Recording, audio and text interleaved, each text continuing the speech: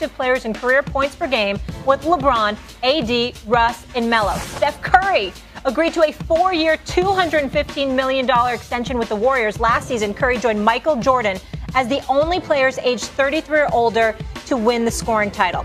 Fresh off carrying Team USA throughout the Olympics and winning his 3rd gold medal, Kevin Durant signed a 4-year, $198 million extension with the Brooklyn Nets. And Kawhi Leonard agreed to re-sign with the Clippers after opting out of his original contract. Leonard is expected to miss significant time as he recovers from an ACL injury. Max Kellerman, I know Kawhi won't be back for some time, but tell me this, will he win a title with the Clippers? Yeah, I think eventually he will. I don't think Kawhi's done winning championships, and I think it'll be with the Clippers. He's going to sign long-term there. He is still in his prime. Look, Michael Jordan ruined a lot of guys in terms of comparisons because he came around, and once he hit his prime, he never missed games, and once he hit his prime, he just won the championship every year. And so nowadays, a year goes by, and, like Kobe at first, and then LeBron or something. What happened? You didn't win the championship. Well, you weren't supposed to win the championship every year until MJ came along. And Kawhi, look, he did it to himself. He trolled LeBron and everything and put all this pressure on himself. But Kawhi is being held to that standard. Like, he didn't win the championship. Again, that's 2 years, even though he choked the first year, had a great series, choked into Game 7, but wasn't available this year because of injury. That's going to happen to Kawhi. He's injury prone. He's going to miss some seasons. He's got chunks of seasons. He might miss some playoffs. You're going to have to load manage him, which is going to get on people's nerves. And then he still may be absent for a time. But he has how many more bites at the apple in L.A. for a Steve Ballmer team, a guy who is clearly willing to spend money to make the team good? Paul George is on the team. You have guys like Terrence Mann, ascending young talent on the team. They just drafted Jason Preston, who is the kind of playmaking, set up your teammates type point guard, imaginative playmaker, they're hoping, that they have lacked recently because that's not Patrick Beverley, and Rondo also didn't do the job.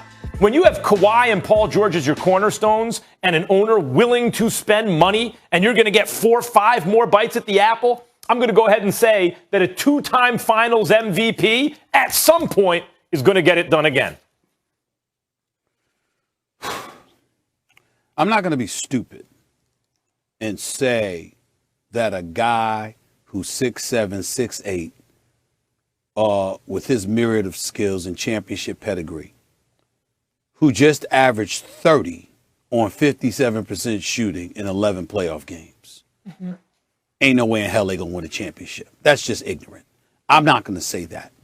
What I'll say to you, Max Kellerman, is that I have my doubts, and I have strong doubts, and they're for several reasons. Number one, I'm on the record. I would not give Kawhi Leonard a long-term contract. I don't blame the Clippers if they do, but I wouldn't do it. Because even though I consider him a top 5 talent in the game when healthy, he's not a culture builder. He's a guy that grabs his lunch pail and does what he does. And at the end of the day, when the buzzer sounds, that when tip-off arrives, he shows up for practicing when you want to, working out when you want to, playing when you want to, and what have you. I just don't think that's a great thing. And from everything that we've been told, that's what he does. Nobody said he's a bad guy. Nobody said teammates dislike him or anything like that. I'm not trying to engage in that kind of cynicism. I'm simply saying, look at the games played. The last few years, he hasn't played 60. He hasn't played more than 60 games. I think the last 4 years.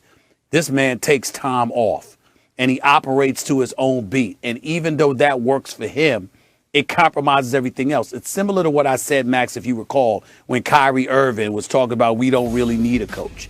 My response was, Kyrie might not, because he's electrifying. He's box office. But those other players did. And when Kyrie went down and Kevin Durant was looking for help, it was hard to find because of the lack of an experienced person on the sideline to make sure all of those dudes around them were ready. Now, I think Steve Nash will learn from that and be even better this upcoming year, and I think it helps that he's not going to have Mike D'Antoni on the bench with them, okay? But the bottom line is that was a hindrance. When I look at the Clippers, I think about Kawhi Leonard and how that hinders you. I also think about the fact that I'm thinking about Luka Doncic. And Luka Doncic in 6 of the 7 game series that they played, Max, 31, 39, 44, 42, 29, and 46. Where's the hell is the defensive ace that was Kawhi Leonard to do something about that kind of individual dominance? Because that's what Luka was doing to them, which is why the series went 7 games. We got to pay attention to that. We got to pay attention to significant competition in the Western Conference. The only reason why I wouldn't summarily dismiss what you're saying, Max, is because I happen to think that Ty Lue can make an argument that he's the best coach in basketball. That's right. Right now. I've been saying it. Because he's that good of a coach, and you've got some personnel around him, not to mention you got over that hump finally getting to the conference finals. The drafting of that kid, Keon Johnson, I like as well. I'm just looking at the Los Angeles Clippers. Do they have a chance? Yes. Would I bet my money on Kawhi Leonard? No. Well, in the playoffs, it would be wise to bet your money on Kawhi Leonard because he's one of the all-time great performers. You mentioned Ty Lue. I believe he is the best coach in basketball. We saw it again these last playoffs.